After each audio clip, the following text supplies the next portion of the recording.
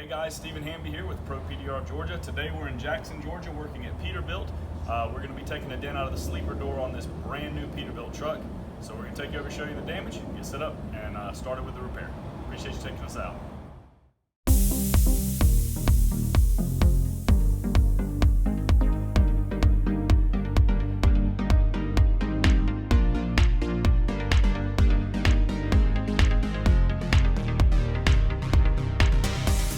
So you can see this dent right here in the middle of the sleeper door. This is of course an all aluminum door.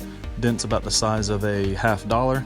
And what we've done, we've opened up the door, taken the access panel off, and there's a large piece of foam insulation jammed inside that door going all the way up to where the dent is. So rather than just remove this piece, which would have been kind of difficult to do, what we did is we actually took a tool and wedged in between that foam and the outer sheet metal and started shaping it back out from the inside.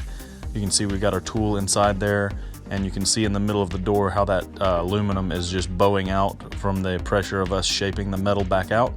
And we're basically using that light as a reflection to gauge as we repair the dent and get the metal back to its pre-damage condition.